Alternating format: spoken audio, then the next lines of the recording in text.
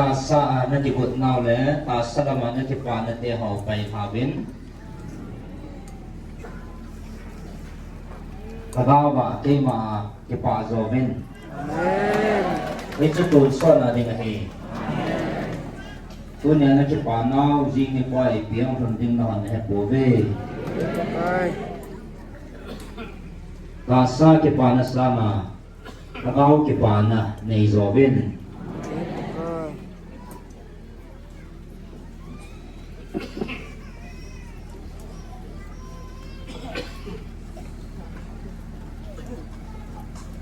ดูนี่ถ้าเขาว่าคัลสุนที่มาเกี่ยมันนั่งหอกระติบในเบนถ้าเขาบอกว่าเกี่ยมันนี่จะภาษาที่ที่ไว้บอกเลย